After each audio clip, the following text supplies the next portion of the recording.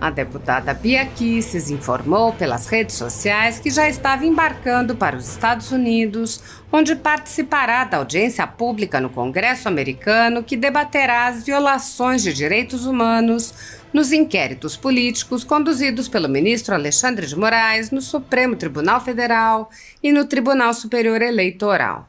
A audiência pública foi marcada após a divulgação dos Twitter Files Brasil, que mostraram que o judiciário controlado por Moraes agiu para censurar e perseguir conservadores, forçando as plataformas de redes sociais a promoverem a censura e fingirem que faziam isso por decisão deles. Bia Kicis explicou: um grupo de parlamentares estamos indo a Washington a convite do Congresso americano para participar das audiências públicas. Ela explicou que serão ouvidos o dono do Rumble, o jornalista Paulo Figueiredo e o empresário Elon Musk, entre outros. A deputada disse: estamos na luta pela liberdade de todos nós, contra toda a tirania, contra as violações dos direitos humanos. Há mais de 10 anos, a Folha Política atua noticiando fatos, discursos, argumentos e denúncias que são obliteradas pela velha imprensa.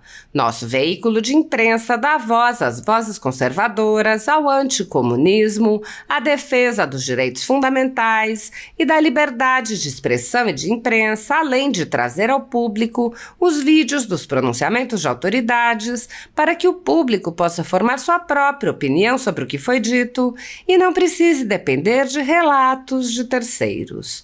Quem controla a informação, controla em última instância a realidade. Grupos monopolísticos e cartéis que se associam com o intuito de barrar informações contrárias ou inconvenientes atuam em conluio com a finalidade de aniquilar qualquer mídia independente, eliminando o contraditório e a possibilidade de um debate público amplo, honesto, abrangendo todos os feixes e singularidades dos mais diversos espectros políticos. Controlando as informações, o cartel midiático brasileiro tenta excluir do debate e, em última instância, da vida pública, os conservadores e os veículos que dão voz a essas pessoas. A renda de mais de 20 meses de trabalho da Folha Política está sendo confiscada a mando do ministro Luiz Felipe Salomão, ex-corregedor do TSE, com respaldo e apoio de Luiz Roberto Barroso, Alexandre de Moraes e Edson Fachin. A decisão confisca de forma indiscriminada todas as receitas advindas do YouTube, indicando claramente que a intenção não é a de excluir conteúdos específicos, mas sim de calar o canal e eliminar o jornal. Anteriormente, a sede da Folha Política foi invadida e todos os equipamentos do jornal foram apreendidos a mando do ministro Alexandre de Moraes em inquérito que foi arquivado por falta de indícios de crime. Se você apoia o trabalho da Folha Política e pode ajudar, doe qualquer valor à empresa Raposo Fernandes por meio do Pix, cujo QR Code está visível na tela, ou por meio do código ajude@folhapolitica.org. Se preferir transferência ou depósito, a conta da empresa Raposo Fernandes está disponível na descrição deste vídeo e no comentário fixado no topo. Há mais de 10 anos, a Folha Política vem mostrando a realidade da política brasileira e quebrando barreiras do monopólio da informação. Com a sua ajuda, poderá se manter firme e continuar a exercer o seu trabalho. Pix ajude@folhapolitica.org. Assista! Bom dia, pessoal. Hoje é dia 6 de maio. Estou aqui no embarque já para Miami, onde pego outro voo para Washington. Nós, um grupo de parlamentares, estamos indo a Washington a convite do Congresso americano para a gente participar aí das audiências públicas do dono do CEO do Rumble, que saiu do Brasil, graças a ordens de censura de páginas, de perfis que eles não queriam censurar. o Paulo Figueiredo vai falar, o Michael Schellenberg também vai falar, e em algum momento o Elon Musk também vai falar. Estamos indo a convite, é uma missão oficial. Estou indo eu, Gustavo Gaia, Cabo Gilberto, Felipe Barros, Nicolas, vários parlamentares, tá? A gente está indo num momento delicado como esse que está acontecendo no Rio Grande do Sul. A gente vai com os nossos corações ligados aos nossos irmãos no Rio Grande do Sul. E, por exemplo, o Marcel Van Hatten, que iria conosco, por ser do Rio Grande do Sul, não está indo, tá? Ele deixa de seguir nessa missão para fazer uma outra missão muito importante, que é de acompanhar de perto os resgates, de participar dos acordos e as tratativas para que a gente possa socorrer o Rio Grande do Sul com verbas, com emendas, com projetos de PEC e votações para mandar imediatamente dinheiro para os nossos irmãos no Rio Grande do Sul.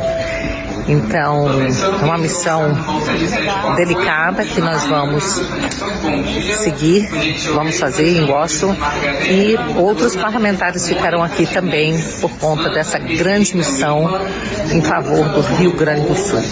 A gente segue dando notícias e estamos na luta pela liberdade de todos nós, contra toda tirania, contra as violações aos direitos humanos. Então, é muito importante essa viagem.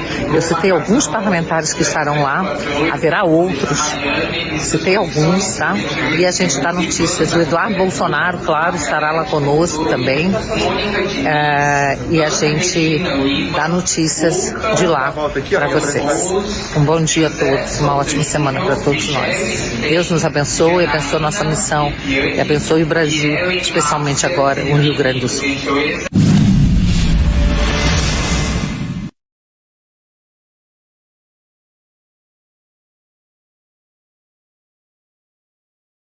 O senhor Michael Schellenberg, né, que é o nosso outro convidado, e fazer aqui uma breve contextualização de fazer as perguntas e dizer aos senhores o seguinte, que é realmente muito impactante ouvi-los. Primeiro pelo fato do David estar ligando os pontos, né, do que acontece e que nós temos isso picotado, né, fragmentado, né? Então esse quebra-cabeça armado mostra a dimensão do perigo que nós estamos expostos, né, e as instituições silentes. A primeira coisa que me vem à cabeça é que o silêncio das instituições, e falo especificamente da nossa, que é o Legislativo, não é uma questão monolítica, ou seja, não é um silêncio de toda a instituição, mas da maioria dela, principalmente do seu corpo dirigente. Nós aqui estamos porque estamos resignados, porque acreditamos que há necessidade de nos contrapormos, né, de altearmos a nossa voz, de vocalizarmos a nossa insatisfação, de apontarmos o problema e colocarmos o dedo na ferida, até para constranger aqueles que, de uma forma, eu diria até desabrida, né, compuscam o processo democrático e o tecido social do país de uma maneira cada vez mais acelerada. Então, dizer da nossa perplexidade em assistir aqui a esse enredo anunciado aí, esses pontos linkados. Quando se fala dessa distopia orwelliana, né, do Ministério da Verdade, eu tive a oportunidade, inclusive, de, até para testar, né, de ingressar com 2 ações, 2 requerimentos, junto ao Ministério da Verdade da Advocacia Geral da União, denunciando inverdades ou desinformações proferidas pelo Presidente da República. Eu não tive sequer resposta, né? Mas, acreditando no governo, né, eu vou fazer isso agora toda semana. Então, toda vez que o presidente Lula desinformar, eu vou utilizar aqui o meu dever e o meu direito de cidadão e questionar a essa entidade para que ela tome providência, o presidente e os seus ministros, né?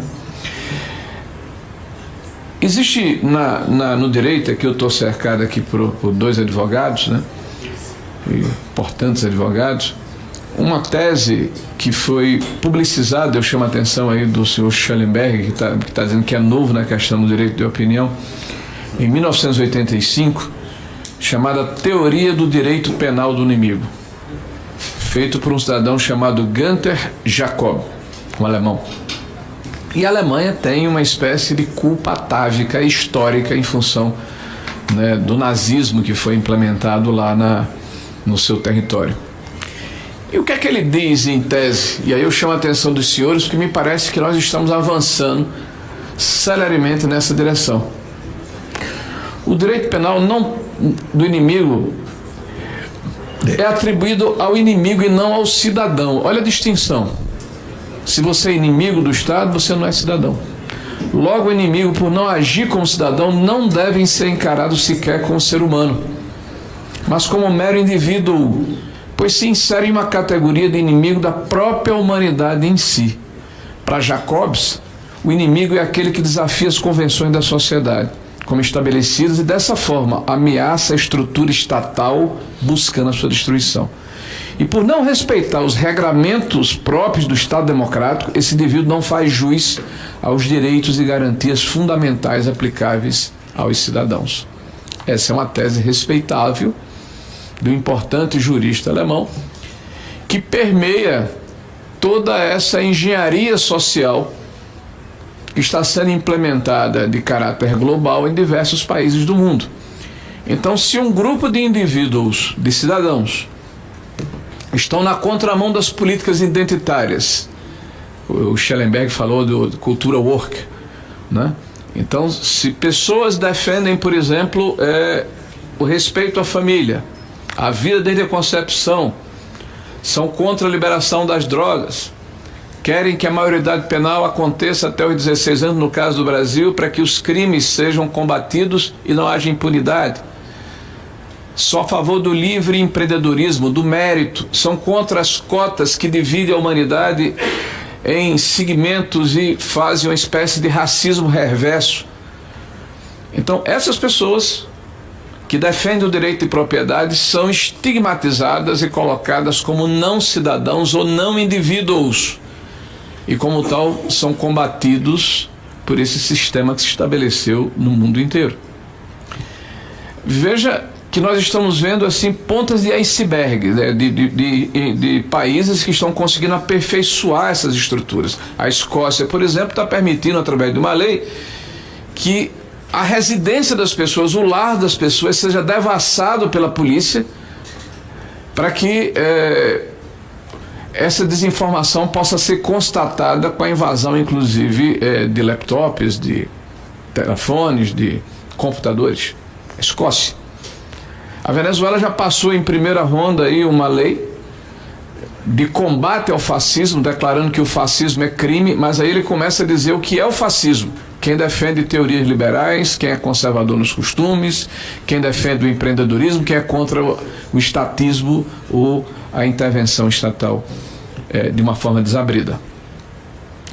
Eu ouvia a declaração do Schellenberg, que é alguém que tem uma história de vida extraordinária, né, e nos conta aqui recortes dela, para mostrar que é um cidadão do mundo, preocupado com valores universais, como, por exemplo, a liberdade de expressão, o meio ambiente, o respeito às pessoas, a convivência entre os indivíduos, o poder e a possibilidade de que o contraditório seja estabelecido como uma norma universal, que as pessoas possam se expressar livremente. E o senhor dizia que é uma pessoa estranha ou engraçada, porque na sua juventude o senhor acreditou nas pessoas que hoje o senhor tem dificuldade, né, de acreditar novamente, né? E o senhor nominou aqui o Somoza e o Lula especificamente. Tem uma frase famosa dita pelo Clemenceau, né, que é um importante político francês do princípio do século, que quem é jovem e não é socialista, não tem ideia de esquerda, não tem coração, mas que amadurece e não passa a ser conservador, não tem cabeça, né? Então não se preocupe que essa sua epifânia, na verdade, é um sentimento que desabrocha nos cidadãos de bem, né, que tem amor, tem fraternidade, tem discernimento e, sobretudo, tem a capacidade de se autoconhecer ao longo do processo das suas respectivas jornadas de vida. Dito isso, eu quero aqui fazer um elogio. É fácil nós sermos corajosos no ambiente em que nós somos ou estamos confortáveis, né? Se nós temos referências, se nós temos anteparas, se nós temos salvaguardas. É difícil estar num país diferente do seu, no ambiente em que este país está mergulhado, em que nós temos claramente situações inquisitoriais, em que um juiz da mais alta corte do nosso país, há mais de 5 anos, estabelece um procedimento que claramente desafia o corolário de leis, que desafia a nossa Constituição, sob o aplauso do establishment, da mídia maestra e de todos aqueles que deveriam refutar, refugar e contraditar esse tipo de comportamento. Então quero dizer a Vossa Excelência é um homem de coragem, que nos inspira, tá? E que nos faz enxergar a nossa responsabilidade de resistirmos, de fazermos a nossa parte. Então parabéns ao senhor Mike Schellenberg e parabéns a Davi, que vai ficar aqui, né? Que é brasileiro, vai ficar aqui. Então parabéns pela atitude dos senhores. Eu fiz uma série de perguntas aqui, talvez elas tenham perdido um pouco do sentido pela exposição que foram disponibilizadas, mas me chamou a atenção uma fala, eu acho que foi a do Davi, onde ele nos disse que em algum momento de 2021, no prelúdio das eleições, ou no princípio de 2022, o FBI, que é uma agência de contra-inteligência dos Estados Unidos, foi convidada a influir no nosso processo eleitoral, apresentando sugestões, isso pelo Tribunal Superior Eleitoral. Isso procede? A correção, final de 2017.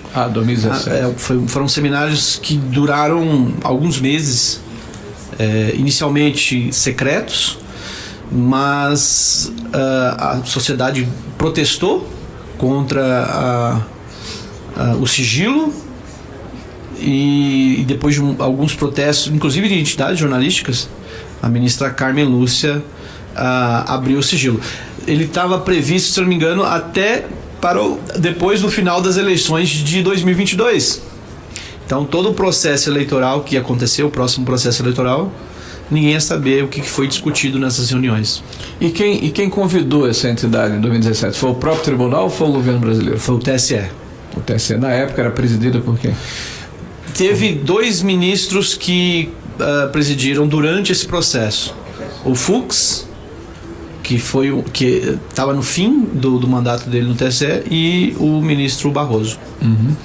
A pergunta se deve muito mais, além da curiosidade e do inusitado, né, dessa interferência, é muito mais pelo fato de que nesse momento, Sr. Schellenberg, nós estamos vendo aí o governo em uníssono e parte do judiciário reclamando da interferência externa quando, né, um indivíduo, um cidadão, questiona a liberdade de expressão. Ele não veio aqui dentro das nossas instituições para dizer como nós temos que nos comportar. Ele está questionando liberdade de expressão. Bom, uma outra pergunta que eu faria aos senhores, eu vou me dirigir aqui ao Schellenberg, né? Foi dito também aqui que o senhor Felipe Neto, que é um conhecido influencer aqui no nosso Brasil, ele teve um nível de interferência, né, a ponto de ter reuniões com o Twitter, o antigo Twitter, o atual X, né, para definir quem vai ficar ou não na rede ou propor exclusão de pessoas. Esse procedimento é um procedimento corriqueiro, ordinário, ou é uma situação excepcional em função do viés ideológico, da proximidade do Felipe com dirigentes daquela época? Eles fizeram muito lá nos Estados Unidos também. Tinha privilégios especiais para certas pessoas, dar conselhos a Twitter a como tratar certos assuntos. Era muito comum. Okay. E também era uma maneira de influir o Twitter. Os ONGs, eles tentavam de mudar as regras internas, que se chama os Terms of Service, não sei, esses termos de serviço, mudar e depois o FBI, o Departamento de Segurança da Pátria e os ONGs que eles apoiavam, eles disseram, essa pessoa está em violação de seus termos de serviço. Então era uma manipulação completa. Uma outra pergunta, eu vou tentar fazer isso mais em 3 minutos, que eu tenho muito tempo para falar. Essa questão de leitura de hashtags ou de dados cadastrais, isso eram decisões judiciais, porque me parece que foi dito, eu não sei se foi pelo Elon ou foi o David, de que essas posições eram passadas ao Twitter para que eles dissessem aos usuários que haviam sido impactados que isso era uma política do próprio aplicativo e não uma decisão de um juiz. Vocês têm como algum documento que corrobore essa afirmação ou esse comentário? Muito do que o Musk tem falado agora ainda precisa ser investigado, né? Ele tem feito sérias acusações sobre essa questão de entrega de solicitações extrajudiciais para os tribunais superiores. Então, não seriam decisões jurídicas, mas apenas notificações para a empresa. E isso que ele falou realmente é muito forte, né? Dizer que o Twitter seria obrigado a censurar perfis sem dizer que foi a Suprema Corte, né? Que foi um tribunal que solicitou isso, né? Mas por enquanto isso vou dizer que é apenas uma denúncia do Elon Musk e que eu acredito que o Brasil tem capacidade de investigar isso. Sim.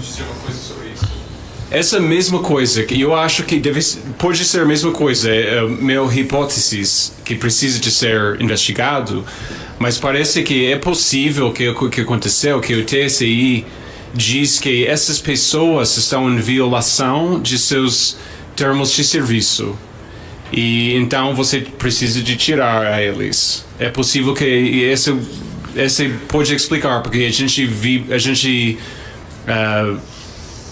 viu muito disso. Bom, como é tratada essa questão de notícias falsas ou fake news lá nos Estados Unidos, na Europa? Há uma retirada de ofício por parte de uma autoridade constituída ou é necessário uma provocação do Ministério Público ou de um cidadão ou de uma entidade que se sinta eventualmente atingida? É muito interessante.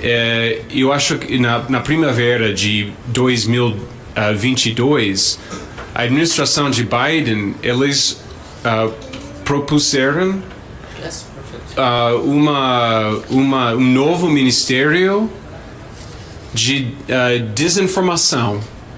Mas imediatamente as pessoas o chamavam Ministry of Truth, Ministério de Verdade, dizendo é orwelliano. Era uma controvérsia imediatamente, até a esquerda também estava muito contra. Então a Biden administration deixou.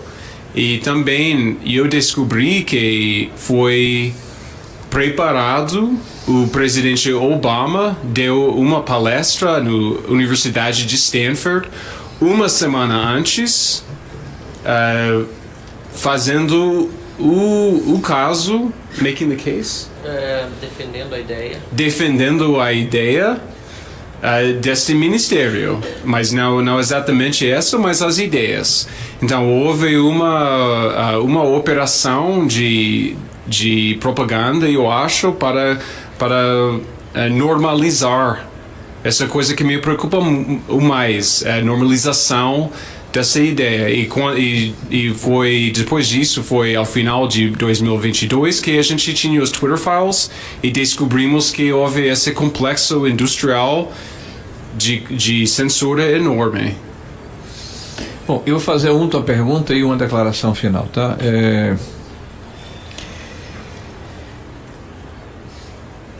Nós estamos vendo aí claramente que há um processo que está acontecendo no mundo inteiro, esse debate, essa questão de como se trabalha com as novas tecnologias que são em redes sociais. Na sua opinião, Dr. Michael Schellenberg, o senhor que anda o mundo inteiro e está bastante antenado, como se explica que jornalistas da grande mídia ou a grande mídia institucionalizada defenda, como tem defendido no Brasil, pessoas importantes que estão nos grandes meios de comunicação, essa institucionalização de controle da imprensa, da mídia e de opinião das pessoas? Qual é o sentido da grande mídia defender que haja uma intervenção na sua própria liberdade de expressão? É uma coisa incrível, né? Eu acho que a condição primeira era que os jornalistas mudaram. Eles, no passado, eles eram muito mais da classe working class, classe trabalhadora, investigativo.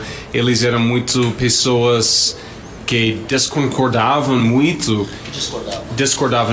e depois o jornalismo se virou uma profissão de elites. Essa era uma primeira coisa, eles identificaram mais como as elites. Então, porque a gente vê uma coisa incrível. Uma vez a Casa Branca pediu a Facebook a censurar as pessoas que estavam reclamando sobre os efeitos das vacinas de Covid em suas próprias crianças, seus próprios meninos. E o Casa Branca pediu que Facebook censurar. Os executivos de Facebook disseram à Casa Branca: isso não vai dar certo, porque as pessoas, se a gente sabe de nossas pesquisas, se a gente faz censura, vai aumentar a suspeita. Vai aumentar as censuras. Por quê? Porque as pessoas pensam, se as vacinas são todas boas, porque vai censurar. Por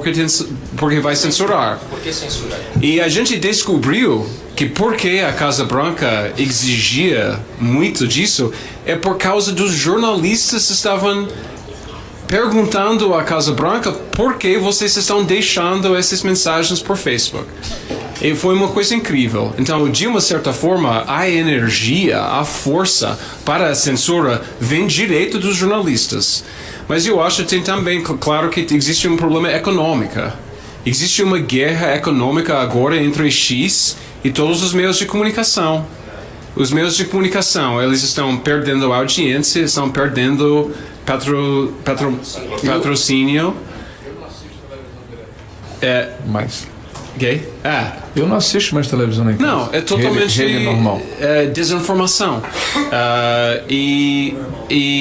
Então eles estão num spiral negativo, né? Eu acho. Então por isso que eles têm um motivo econômico e também eu acho que a mentalidade das elites que eles pensam que eu devo ter o poder de decidir o que você pode ouvir ou não. Bom, eu agradeço, eu acho que eu vou concluir, presidente, até porque é muito tempo para falar, mas só dar duas notícias aqui. Eu acho que a questão é o monopólio da informação. Eles perderam o monopólio da informação e não estão confortáveis. Alguém disse em algum momento aqui, eu não vou nem nominar, que a rede social deu voz aos imbecis. Não, deu voz à população. A população passou a ter a possibilidade de questionar aqueles que se julgavam acima do bem e do mal.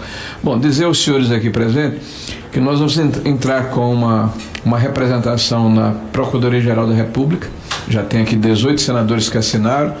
Eu quero ver se eu entro hoje à tarde, e aguardando aqui também os senhores deputados, o Felipe Barros está responsável, para que nós tenhamos aí as coisas colocadas no seu devido lugar. Porque nós estranhamos o fato de que o ministro relator Alexandre de Moraes, de ofício, abriu um procedimento contra o denunciante, que questionou o ministro sobre a questão da censura. Então, como as denúncias são graves e sem pré-julgar, né? Até porque nós precisamos saber se realmente essas provas existem, vão ser apresentadas, e se forem apresentadas é muito grave, é muito sério a desinformação que porventura tenha causado inclusive impacto nas eleições passadas. Nós vamos solicitar que a PGR indique, se debruce sobre o fato, né? Sobre o que ocorreu e não sobre quem denunciou, né? Porque na hora em que o denunciante no Brasil passar a ser objeto de retaliação por parte dos juízes, eu acho que vai ficar de ponta cabeça aqui o sistema judicial brasileiro, a nossa liberdade. E o segundo é uma representação à Agência Nacional de Proteção de Dados, também com a assinatura dos senhores parlamentares, para saber se houve violação constitucional, né, dos dados que são protegidos dos cidadãos brasileiros. E por último, nós apresentamos uma proposta de emenda à Constituição já há algum tempo, defendendo a mídia. A gente diz apenas o seguinte, que os veículos de comunicação não respondem civilmente quando, sem emitir opinião, veicula entrevista no qual atribuído pelo entrevistado ato ilícito a determinada pessoa. Porque hoje está sendo julgado o fato de que se um jornal ou um veículo lhe entrevistar e você falar mal de alguém, é o jornal que junto com você, retaliado, que você vai restringir ainda mais a liberdade de informação e de opinião no nosso Brasil. Parabéns a todos e desculpe aí a extensão do questionamento.